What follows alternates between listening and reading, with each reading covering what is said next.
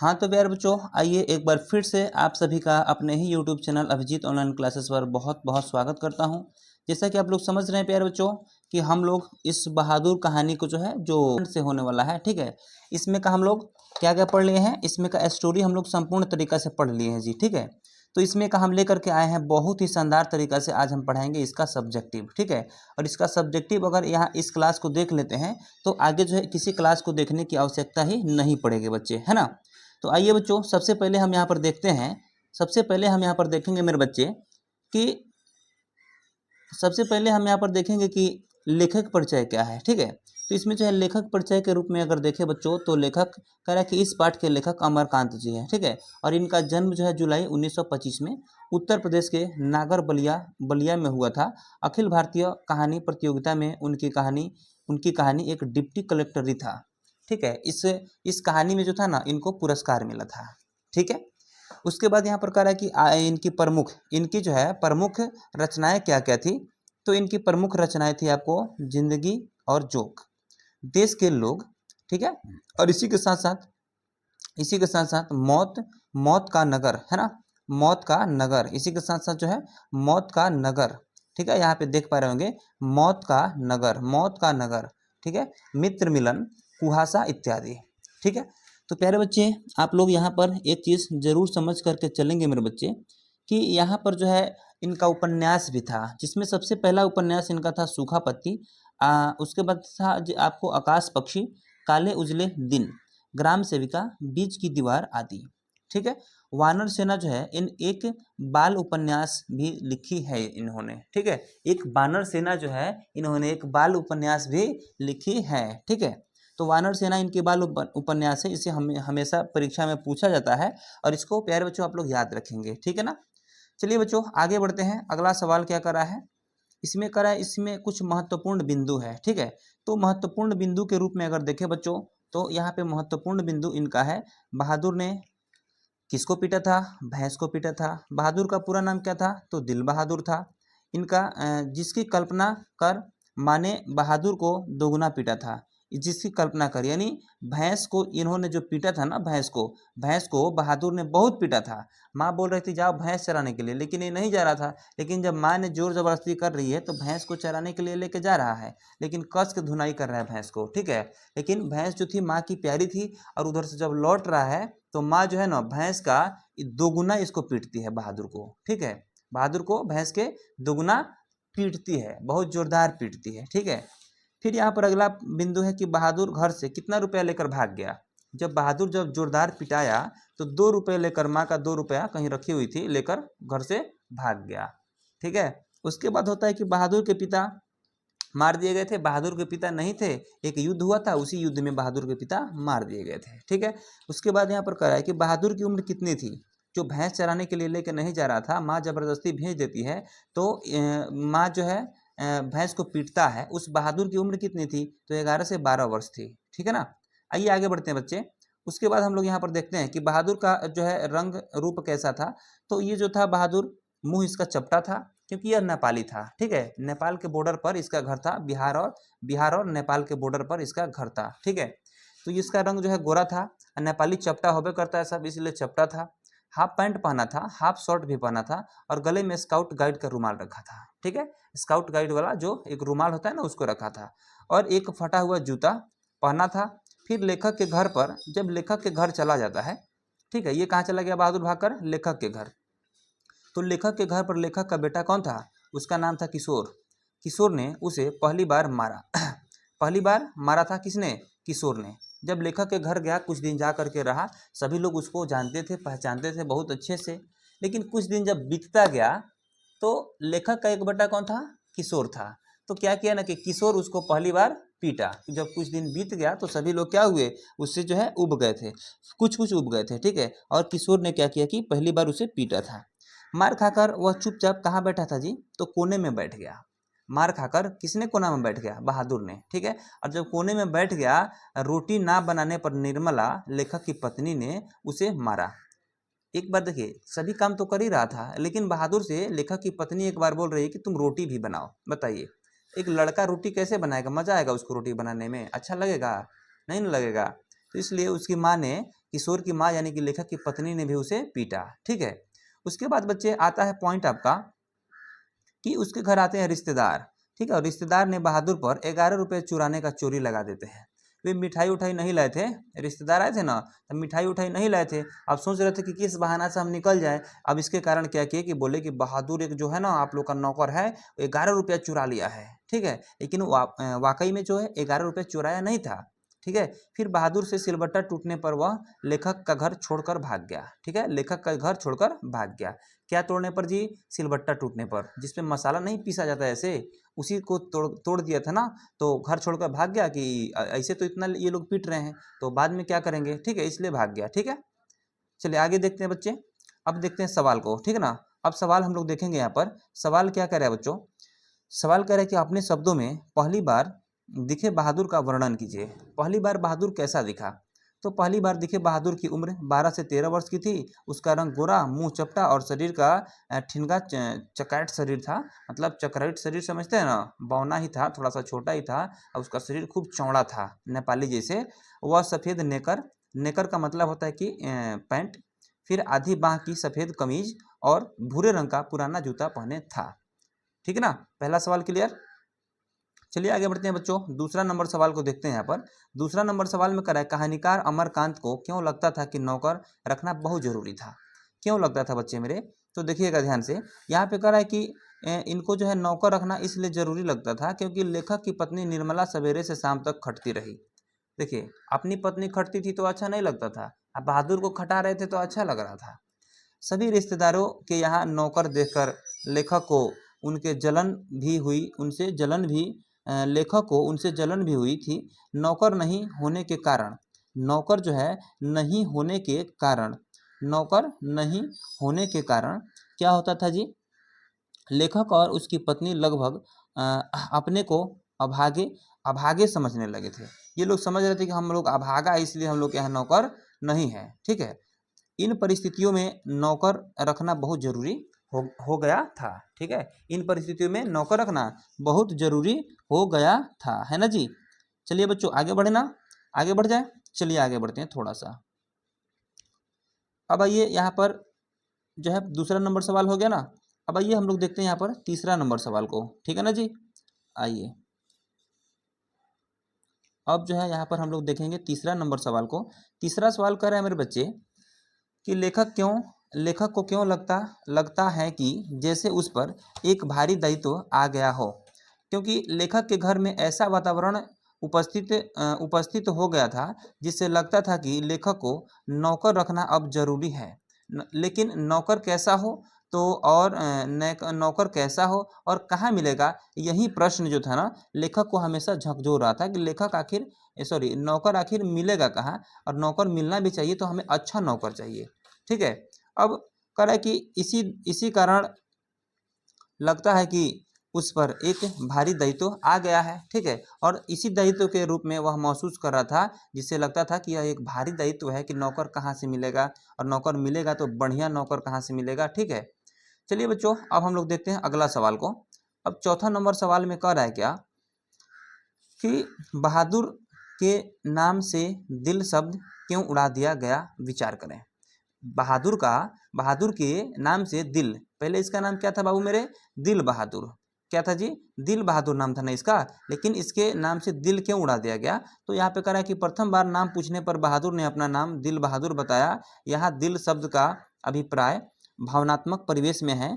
ठीक है, भावनात्मक परिवेश में है। ठीक है ना, तो इसलिए यहाँ पर कहा जा रहा है कि बहादुर को उदारता से दूर रहकर मन और मस्तिष्क से केवल अपने घर के कार्यों में लीन रहने का उपदेश दिया गया। इस प्रकार से निर्मला द्वारा उसके नाम से दिल उड़ा दिया गया, दिल उड़ा दिया गया। ठीक है ना बच्चों, चलिए आगे बढ़ें। चलिए बच्चों आगे बढ़ते हैं यहाँ पर। अब हम लोग देखते हैं ये आपको जो है कितना नंबर सवाल, पांचवा नंबर सवाल। ठीक है, आइए जी अगला सवाल कह रहा है बच्चों पांचवा नंबर की बहादुर अपने घर से क्यों भाग गया था। अरे भैंस को पीटेगा, माँ धक कस के फोड़ दी थी इसलिए भाग गया। एक बार बहादुर ने अपनी माँ की प्यारी भैंस को बहुत मारा। माना भैंस की मार का काल्पनिक अनुमान करके, यहाँ पे माना नहीं होना चाहिए, माँ ने होना चाहिए। माँ ने भैंस की काल्पनिक अनुमान करके एक डंडे से उसकी दोगुनी पिटाई की, यानी जबरदस्त फोड़ाई कर दी। अब लड़के का मन माँ से फट गया और वह चुपके से कुछ रुपए लिया, यानी कि कुछ रुपए कितने बच्चों, 2 रुपए लिया और घर से भाग गया। आइए बच्चों देखते हैं अब 6ठा नंबर सवाल को। कह रहे कि किन कारणों से बहादुर ने एक दिन लेखक का घर छोड़ दिया। लेखक का घर क्यों छोड़ा, सवाल बनता है ना, लेखक का घर क्यों छोड़ा। तो लेखक के घर में प्रारंभ में बहादुर को अच्छा रखा गया, कुछ समय बीतता गया और पत्नी एक पुत्र दोनों उसकी पिटाई कर देते थे। ठीक है, बात बात पर उसकी पिटाई कर देते थे। ठीक है, और एक रिश्तेदार आए जो कि 11 रुपये चोरी कर दिए, चोरी का इल्जाम लगा दिए और लेखक ने भी इसकी पिटाई कर दी। ठीक है, और बार बार प्रताड़ित होने से वह क्या किया कि जैसे सिलबट्टा एक दिन टूटा ना, सिलबट्टा, अब डर के मारे वह सोचा कि इतना तो पिटाई अभी फोड़ ही रहा है सब, अगर सिलबट्टा तोड़े हैं, अगर भागते नहीं तो आके धक्का गौर देगा सब। ठीक है, तो इसलिए क्या किया कि बहादुर घर छोड़कर भाग गया। ठीक है, आइए 7वां नंबर सवाल देखते हैं मेरे बच्चे। 7वां नंबर सवाल में कह रहा है यहाँ पर आपको कि घर आए रिश्तेदारों ने कैसा प्रपंच रचा और उसका क्या परिणाम निकला। ठीक है, तो यहाँ पे कहा जा रहा है कि लेखक के घर आए रिश्तेदारों ने अपनी झूठी प्रतिष्ठा कायम करने के लिए, मिठाई तो लाए नहीं थे, ठीक है, और झूठी प्रतिष्ठा कायम करने के लिए रुपया चोरी का प्रपंच रचा। उन्होंने बहादुर पर एक चोरी का दोषारोपण किया। इस आरोप से बहादुर को पिटाई लगी। ठीक है, फिर रिश्तेदार के प्रपंच के चलते, ठीक है ना, लेखक के घर का काम करने वाले बहादुर के जाने की घटना घटी और घर अस्त व्यस्त हो गया। जिस दिन से बहादुर घर छोड़कर चला गया उस दिन से क्या हुआ कि घर जो है अस्त व्यस्त हो गया। ठीक है ना, तो चलिए एक बार जो है मैं इसको रिपीट करता हूँ, देखिएगा। घर आए रिश्तेदारों ने जब प्रपंच रचा तो क्या हुआ कि रिश्तेदारों ने अपनी झूठी प्रतिष्ठा कायम करने के लिए चोरी का प्रपंच रचा। उन्होंने बहादुर पर इस चोरी का दोषारोपण किया। इस आरोप से बहादुर की पिटाई लगी। लेखक कभी नहीं मारे थे बहादुर को, ठीक है, और लेखक ने भी इनकी पिटाई कर दी, जिसके चलते क्या हुआ कि बहादुर उब गया और जैसे ही सिलबट्टा टूटा बहादुर घर छोड़कर भाग गया। ठीक है, आइए बच्चों नेक्स्ट सवाल को हम लोग देखते हैं। यहाँ पर अगला सवाल कह रहा है कि बहादुर, यहाँ पे बहादुर होना चाहिए था, ठीक है, बहादुर के आने से लेखक के घर और परिवार के सदस्यों पर कैसा प्रभाव पड़ा। उत्तर है बच्चों कि बहादुर के आने से घर के सदस्यों घर के सदस्यों को आराम मिल रहा था। घर घर खूब घर खूब साफ और चिकना रहता, सभी कपड़े चमाचम सफ़ेद दिखाई देते। निर्मला की तबीयत काफ़ी सुधर गई। ठीक है, जब से बहादुर घर आया था इतना ना अधिक काम को अपने ऊपर लेकर के कर रहा था कि निर्मला की तबीयत बहुत सुधर गई थी। ठीक है, उसके बाद आते हैं बच्चों, 8वां नंबर से कंप्लीट हो गया ना। आइए हम लोग देखते हैं बच्चों 9वां नंबर सवाल को। 9 नंबर सवाल में कह रहे हैं यहाँ पर 9 नंबर सवाल में कह रहा है कि बहादुर पर ही चोरी का आरोप क्यों लगाया। ठीक है, बहादुर पर ही, देखना बच्चों, डूब कर थोड़ा सा समझना पड़ेगा इसको। बहादुर पर ही चोरी का आरोप क्यों लगाया जाता है और उस पर इस आरोप का क्या असर पड़ता है। देखिए, और भी तो लोग थे, लेखक के बच्चे कौन थे, किशोर था ना घर में, लेकिन किशोर पर चोरी का आरोप नहीं लगता है, बहादुर पर ही चोरी का आरोप लगता है। ठीक है, तो कहा जा रहा है उत्तर में कि रिश्तेदार ने सोचा कि नौकर पर आरोप लगने से लोगों को लगेगा कि ऐसा हो सकता है बहादुर इस आरोप से बहुत दुखी होता है, उसके अंतरात्मा पर गहरी चोट लगती है, इस दिन से वह उदास रहने लगता है। देखिए, उस पर चोरी का इल्जाम लगता है, इसका मतलब क्या था, इसका मतलब अगर देखा जाए बच्चों, अगर अंतरात्मा से देखा जाए तो क्योंकि वह गरीब था। ठीक है, और किसी का चोरी अगर होता है ना तो गरीब पे क्या करते हैं कि ज़्यादा इल्जाम लगाते हैं। ठीक है, यही इसका क्या था, मेन मकसद था उसके रिश्तेदारों का, लेखक के रिश्तेदारों का। ठीक है, चलिए आगे बढ़े बच्चों, 10वां नंबर सवाल को देखते हैं। यहाँ पर कह रहे कि निर्मला को बहादुर के चले जाने पर किस बात का अफसोस हुआ। ठीक है, तो जब रिश्तेदार की सच्चाई का आभास हुआ, रिश्तेदार 11 रुपये का इल्जाम लगाए थे चोरी का, वाकई में 11 रुपये चोरी नहीं हुआ था, केवल सच्चाई का आभास हुआ और यह बात समझ में आ गई कि बहादुर निर्दोष था। तब निर्मला को क्या हुआ, पश्चाताप हुआ। वह यह सोचकर अफसोस कर रही थी कि वह बिना बताए क्यों चला गया। ठीक है। बहादुर को ये लोग 1 रुपए भी नहीं दिए थे, नौकर रह करके इन लोग के यहाँ काम भी किया था और उसे 1 रुपए भी नहीं दिए थे। इसको लेकर निर्मला को बहुत अधिक अफसोस था बच्चे, ठीक है। तो चलिए आगे बढ़े ना, आइए देखते हैं हम लोग अगला सवाल, यानी कि 11 नंबर सवाल को, ठीक है। अगला सवाल कह रहा है मेरे बच्चे, बहादुर के चले जाने पर सबको पछतावा क्यों होता है? सबको जो है पछतावा क्यों होता है, ये सवाल बनता है। परीक्षा में ये सवाल हमेशा पूछे जाते हैं बच्चों। ये जो है मैट्रिक में कई बार यह सवाल पूछा गया है बच्चों, ठीक है। इसलिए आप लोग ध्यान से देखिएगा इसको, ठीक है ना। बढ़े आगे, चलिए ठीक है आगे बढ़ते हैं। कह रहा है कि बहादुर घर के सभी कार्य को कुशल पूर्वक करता था, ठीक है। घर के सभी सदस्य को आराम मिलता था। किसी भी कार्य हेतु हर सदस्य बहादुर को पुकारते थे। कहीं कोई काम पड़ता था, हे बहादुर ए बहादुर करके लोग उनसे पुकारते थे, ठीक है। वह वह घर के कार्य से सभी को मुक्त रखता था। साथ रहते रहते साथ रहते रहते सबसे हिल मिल गया था, सबसे मिलजुल कर रहने लगा था, ठीक है। अब डांट फटकार के बावजूद काम करते रहता था। बहुत लोग, किशोर भी डांटता था, लेखक की पत्नी भी डांटती थी और लेखक भी डांटते थे, ठीक है। उसके अलावा भी ये काम करते रहता था। यही सब कारणों से उसके चले जाने से सबको पछतावा होता है, ठीक है। आइए बच्चों अगला सवाल हम लोग यहाँ पर देखते हैं। 12 नंबर सवाल क्या कह रहा है यहाँ पर, सभी बच्चे जो है ध्यान से देखेंगे इसको। कह रहा है कि साले साहब से लेखक को कौन सा किस्सा असाधारण विस्तार से सुनना पड़ा? कह रहा है कि लेखक को साले साहब से एक दुखी लड़का का किस्सा असाधारण विस्तार से सुनना पड़ा। ये थोड़ा सा एडवांस सवाल है, एडवांस है, लेकिन इसको दिल से आप लोग जरूर समझेंगे, ठीक है। कह रहा है कि किस्सा असाधारण विस्तार से सुनना पड़ा। किस्सा था कि बहादुर नेपाली था। बहादुर कहाँ का था? नेपाली का था, नेपाली था। उसका परिवार का भरण पोषण, सॉरी, उसका बाप युद्ध में मारा गया था। बहादुर का बाप कहाँ मारा गया था? एक युद्ध हुआ था, उस युद्ध में उसका बाप मार दिए गए थे, ठीक है, में मारा गया था। और उसकी माँ सारे परिवार का भरण पोषण करती थी और भैंस चराने के लिए लेकर गया था और भैंस को पीटा था, जिसके चलते वह भाग गया था। याद है ना पिछला वाला सवाल? ठीक है, चलिए आगे बढ़ें। आइए बच्चों इसके बाद जो है 13 नंबर सवाल को देखते हैं। लगभग हम लोग का लग रहा है कि शॉर्ट टाइप क्वेश्चन खत्म हो रहा है, लॉन्ग टाइप क्वेश्चन आएगा अब, ठीक है। करें कि बहादुर का चरित्र चित्रण करें, यानी बहादुर का थोड़ा सा चरित्र चित्रण करना है, उसके चरित्र का यानी उसका परिचय देना है, ठीक है ना। नॉर्मल सवाल है बच्चे। करें कि बहादुर का चरित्र चित्रण करना है। बहादुर कहानी का नायक है। बहादुर जो है कहानी का नायक है। अगर पूछा जाए कि बहादुर शीर्षक कहानी का नायक कौन है, ऑप्शन लगा दीजिएगा बच्चों, एग्जाम में ऑब्जेक्टिव आता है ऐसे सवाल, ठीक है। लिखिएगा कि बहादुर। कहानी का नायक कौन है बाबू? तो बहादुर है। उम्र इसकी कितनी थी? तो 13 से 14 वर्ष है, ठीक है। ठिगना कद, ठिगना कद का मतलब होता है छोटा कद, ठीक है। गोरा शरीर और चपटे मुंह वाला। बहादुर अपनी माँ की अपेक्षा और प्रताड़ना का शिकार है। माँ की उपेक्षा, माँ इसकी उपेक्षा करती थी, ठीक है। और प्रताड़ना, क्योंकि माँ जो है घर का सारा काम काज करती थी और बहादुर थोड़ा सा भी कोई अगर काम का जो है उल्लंघन करता था तो माँ उब जाती थी और उब जाने के कारण जो है क्या करती थी कि बहादुर को पीटती थी, ठीक है। और प्रताड़ना का शिकार था। इसके अपने काम में चुस्त दुरुस्त और फुर्तीला है, ठीक है। बहादुर अपने काम से क्या करता था कि चुस्त दुरुस्त और फुर्तीला रहता था, कि कभी भी किसी काम को आलस के साथ नहीं करता था, ठीक है। अब कह रहे मानवीय भावनाएं हैं, मानवीय भावनाएं हैं, सबसे बड़ी बात है कि वह स्वाभिमानी और ईमानदार है, ठीक है। बहादुर जो क्या था? स्वाभिमानी भी था और ईमानदार था, ठीक है। ईमानदारी से अपने काम को करता था, अपने सारे कर्तव्य को निभाता था, ठीक है। आइए बच्चों अगला सवाल हम लोग यहाँ पर देखते हैं। 14 नंबर हमें लग रहा है लास्ट सवाल ही है, ठीक है ना। कह रहे कि काम धाम के बाद रात को अपने बिस्तर पर गए बहादुर का लेखक किन शब्दों में चित्रण करता है?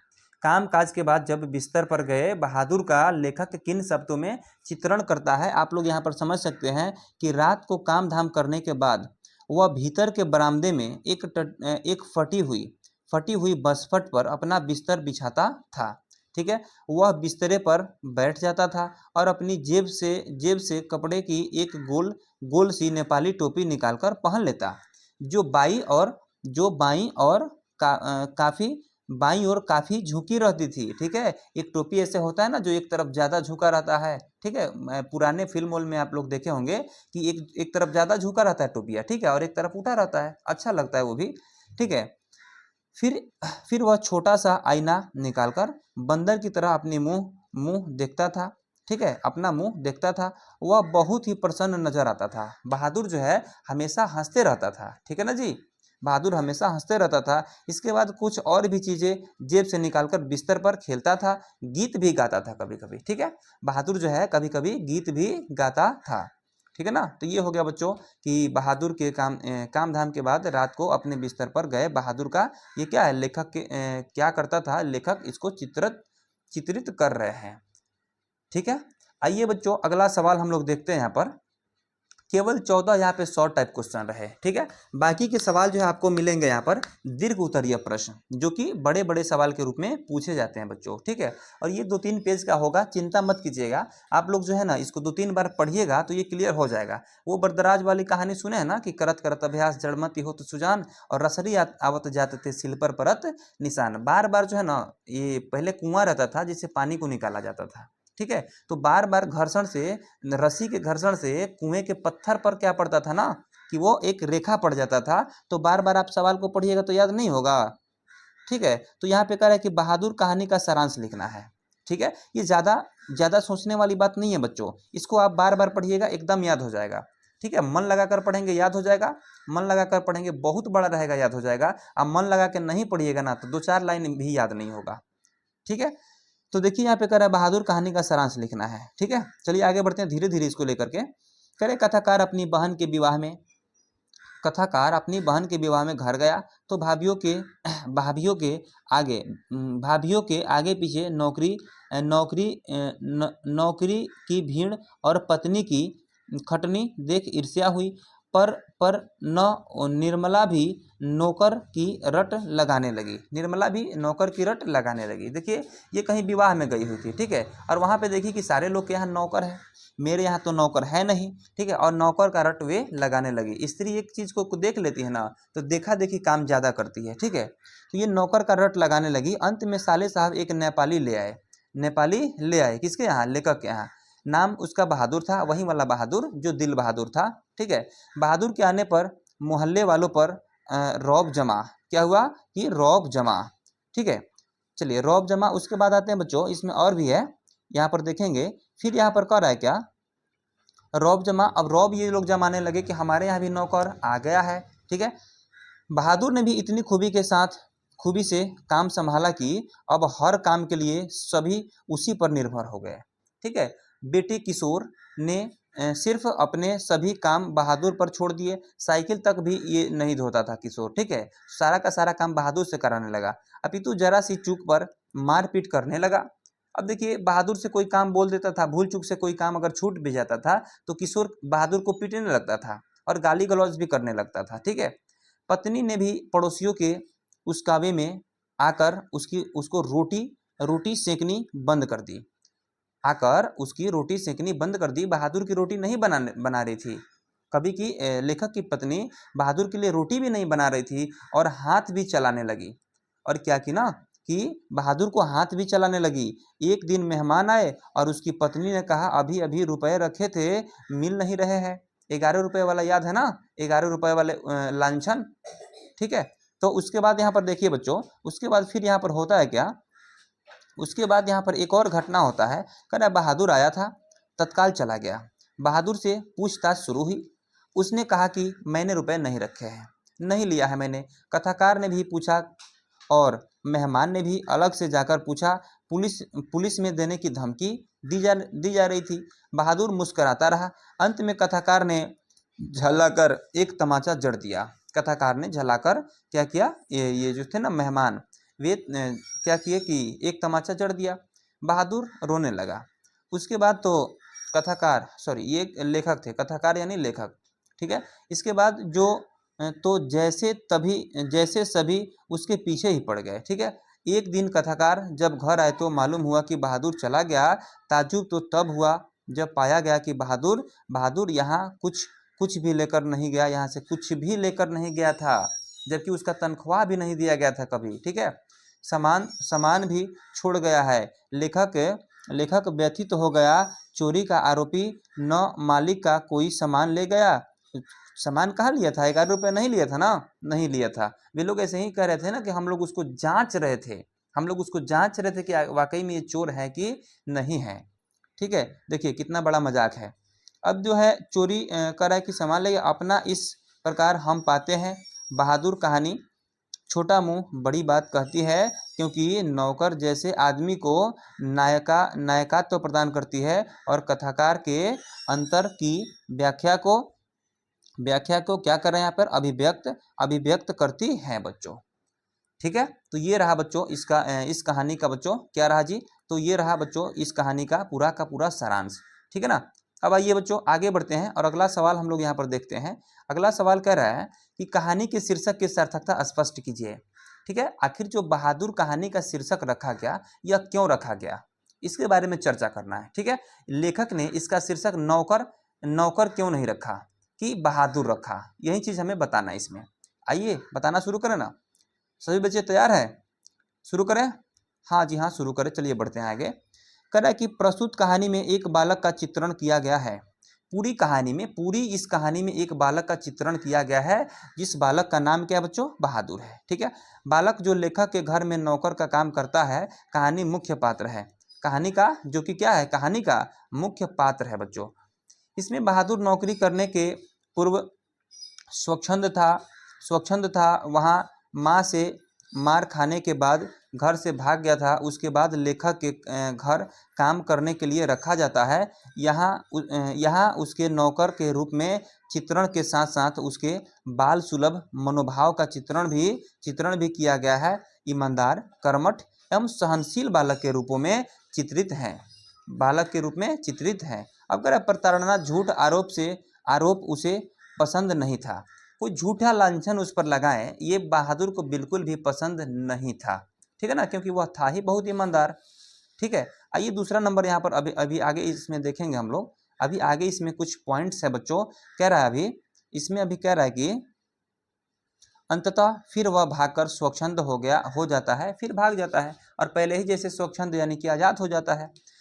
लेखक के पूरे परिवार पर अपने अक्षी कवि का चित्र अंकित कर जाता है। ऐसे में बहादुर ही इसका नायक कहा जा सकता है। इस कहानी के केंद्र में बहादुर है, अतः यह शीर्षक सार्थक है। इससे बालक को केवल नौकर की भूमिका में नहीं रखा गया है, बल्कि उसमें विद्यमान अन्य गुणों की चर्चा भी की गई है। ठीक है ना, ऐसे ही बालक को ऐसे ही होना चाहिए।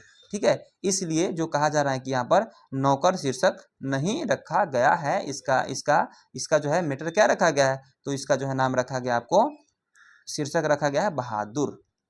ठीक है, चलिए अब चलते हैं बच्चों नेक्स्ट क्वेश्चन पे। हम यहाँ पे देखते हैं अगला सवाल क्या होने वाला है।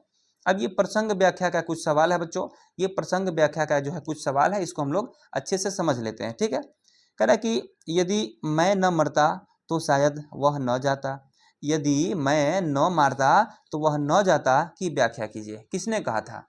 तो प्यारे बच्चों, प्रस्तुत गद्यांश हिंदी साहित्य के सशक्त कथाकार अमरकांत जी इसको लिखे थे। ठीक है, इसके द्वारा रचित बहादुर नामक शीर्षक से उद्धृत है। यहाँ बहादुर के भागने पर लेखक के पश्चात में एक अजीब सी लघुता का अनुभव कराया गया।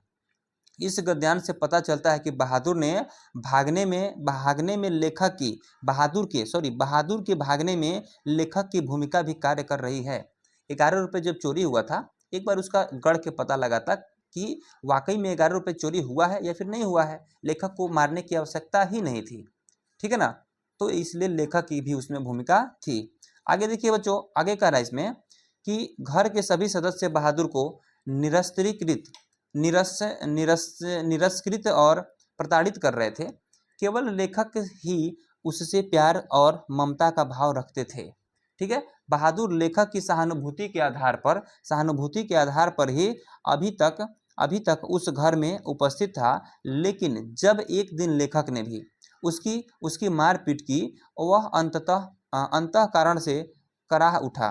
ठीक है, वह सोचा कि अरे भाई, अब यहाँ मेरा कोई नहीं रहा। ठीक है, केवल लेखक उसे जानते थे, पहचानते थे और प्यार भी करते थे। लेकिन जिस दिन लेखक ने भी उसे पीट दिया, उस दिन से क्या हुआ कि यह कराह उठा इसका आत्मा। ठीक है, और बर्दाश्त करने की क्षमता नष्ट हो गई, जिससे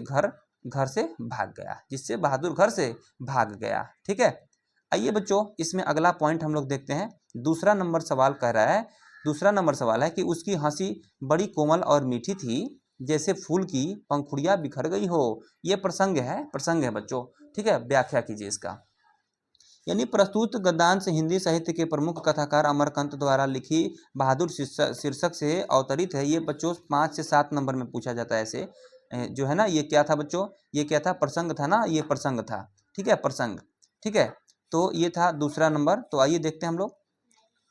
कह रहा है कि प्रस्तुत गद्यांश हिंदी साहित्य के अमरकांत जी द्वारा लिखित बहादुर शीर्षक से अवतरित है, यानी यह अवतार लिया है, ठीक है।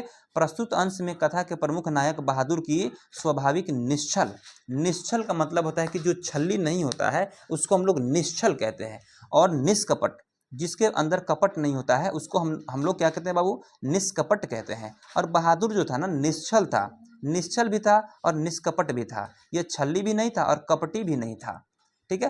हंसी का वर्णन किया गया, ठीक है। अब कह रहा है कि प्रस्तुत व्याख्यांश में लेखक दफ्तर से आने के बाद परिवार के सदस्यों से घर के अनुभव सुनते, बाद में बहादुर की बारी आती, बाद में बहादुर की बारी आती, ठीक है। आगे देखिए बच्चों, इसमें अभी कुछ और भी पॉइंट्स है। कह रहा है कि बहादुर कोई बहुत सी मामूली घटना का रिपोर्ट देता, बहुत सी मामूली घटना का रिपोर्ट देता, रिपोर्ट देते समय वह बिल्कुल निडर, निसंकोच और स्वाभाविक हो जाता।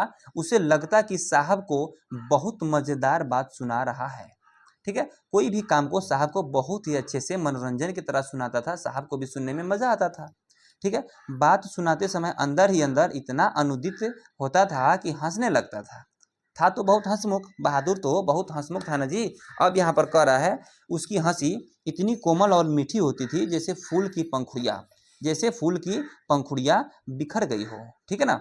चलिए बच्चों, अगला इसमें हम लोग देखते हैं पॉइंट को। अगला पॉइंट को हम लोग यहाँ पर देखते हैं कि क्या होता है, ठीक है। इसमें अगला पॉइंट है मेरे बच्चे, यानी कि तीसरा नंबर प्रसंग क्या है। तीसरा नंबर प्रसंग को देखेंगे सभी बच्चे। कह रहे कि पर अब बहादुर से भूल गलतियाँ अधिक होने लगी थी, व्याख्या कीजिए इसका, ठीक है।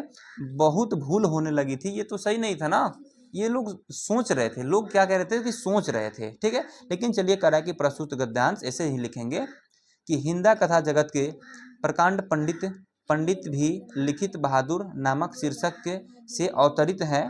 इस गद्यांश में बहादा की भूल और गलतियों स्वरूप को रेखाचित के रूप में दर्शाया गया है। प्रस्तुत अंश के माध्यम से पता चलता है कि बहादुर एक ईमानदार, नेक, कर्मठ और सुशील और भावुक नौकर था, है ना। क्या था जी, नेक, कर्मठ, सुशील और भावुक नौकर था, ठीक है। आइए बच्चों, इसमें अभी कुछ पॉइंट है, इसको भी देखते हैं हम लोग। अभी कह रहा है यहाँ पर कि वह दबाव में रहकर काम करने का इच्छुक नहीं था। अपने आप से तो बहुत सारा काम कर सकता था, लेकिन दबाव में एक भी काम करना नहीं चाहता था। वह प्यार और मधुरता का कायल था। वह प्यार, अगर प्यार से उसको कुछ भी काम कह दिया जाता था ना, तो बहुत सारे काम को कर लेता था। लेकिन इधर कुछ दिनों से लेखक के परिवार के कुछ सदस्य उसके साथ काफ़ी कठोरता बरतने लगे, ठीक है, जिससे बहादुर के भावुक हृदय पर ठेस लगी। उसका हृदय जो था बहुत नम्र था और उसके भावुक हृदय पर बहुत ठेस लगी। इसी कारण कह रहा है कि वह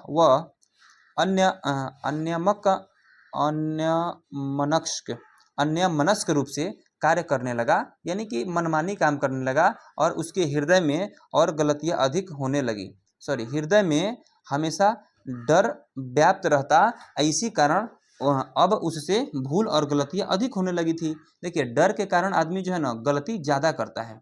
डर, कोई व्यक्ति अगर डर जाता है तो उससे गलती ऑटोमेटिक होने लगता है, ठीक है। तो आइए बच्चों, आगे हम लोग यहाँ पर देखते हैं कि अभी इसमें कुछ पॉइंट्स हैं या फिर खत्म है। चलिए 4 नंबर पर आते हैं, ठीक है। चौथा नंबर प्रसंग कह रहा है कि अगर वह कुछ चुरा कर ले गया होता तो संतोष हो जाता, ठीक है। तो क्या हो जाता, संतोष हो जाता, व्याख्या कीजिए, ठीक है। उत्तर में यहाँ पर कह रहा है बच्चे कि प्रस्तुत गद्यांश हिंदी साहित्य जगत के सुप्रसिद्ध कथाकार अमरकांत के द्वारा लिखित बहादुर नामक शीर्षक से उद्धृत है। इस गद्यांश में लेखक ने निर्मला के माध्यम से भीतर और बाहर के यथार्थ एवं सहजता को चित्रित किया गया है। बहादुर के भाग जाने पर निर्मला अपनी भूल का पश्चाताप और ज्वाला में जल रही है। अब जल रही है कि ओह, काश बहादुर को मैं नहीं पीटी होती तो आज बहादुर नहीं गया होता, और बहादुर जैसे बर्तन वगैरह का सारा काम कर लेता था ना, बाद में जो है सारा लेखक की पत्नी को फिर से करना पड़ गया। बाद में नौकर भी खोजते ना तो बहादुर के जैसा नौकर मिलने वाला नहीं था जी। ठीक है, अभी भी इसमें देखिए कुछ और भी पॉइंट्स है बच्चों, यहाँ पे देख लेते हैं हम लोग। कह रहे हैं यहाँ पर कि बहादुर पर रुपया चोरी का झूठा लांछन लगाए गए थे। इसी तथ्य पर स्वाभाविक अफसोस निर्मला के हृदय में उभर कर सामने आता है कि इसका दिन काम किया, इतना दिन काम किया लेकिन एक पैसा वह वेतन के रूप में नहीं लिया, यहाँ तक कि अपने कुछ सामान भी छोड़कर चला गया। ठीक है, शायद अगर कुछ पैसा लेकर जाता तो इतना अफसोस नहीं होता। कुछ पैसा ले जाता ना तो पत्नी को लगता ना कि कुछ पैसा लेकर तो गया है ना कम से कम। ठीक है, आइए बच्चों, अब जो है यहाँ पर हम लोग का ये क्या होता है कि संपूर्ण सब्जेक्टिव खत्म होता है। ठीक है, तो प्यारे बच्चों, अगर जो है यहाँ तक आप लोग सब्जेक्टिव को याद कर लेते हैं तो एक भी सवाल आपके बहादुर चैप्टर से आपके परीक्षा में नहीं छूटने वाला है। ठीक है, तो एक तीर से दो निशाना, कहानी भी सुन लिए और सारा का सारा सब्जेक्टिव भी यहाँ पर प्यारे बच्चों हो गया क्लियर। ठीक है, तो आइए बच्चों, यहाँ पे आप लोग सब्जेक्टिव देख लिए। अब सोच रहे होंगे कि सर ऑब्जेक्टिव कब तक करवाएंगे, तो आइए प्यारे बच्चों, कल जो है इसका ऑब्जेक्टिव भी मिल जाएगा, और ऑब्जेक्टिव बहुत ही अच्छी तरह से बना करके मैंने अभी रखा है, उसको जो है कल जो है यूट्यूब पे चढ़ा दिया जाएगा, उसको आप लोग देख सकते हैं। ठीक है, तो प्यारे बच्चों चलिए फिर मिलते हैं अगले क्लास में। तब तक जो भी बच्चे इस क्लास को देख रहे थे सभी लोग वीडियो को एक बार लाइक कर दीजिएगा, जो भी बच्चे नए आए होंगे चैनल को एक बार सब्सक्राइब कर लीजिएगा, ताकि आगे सारा का सारा क्लास आपको सबसे पहले मिल जाए। ठीक है, तो चलिए फिर मिलते हैं नेक्स्ट क्लास में, तब तक के लिए सभी प्यारे बच्चों को मेरी तरफ से गुड बाय।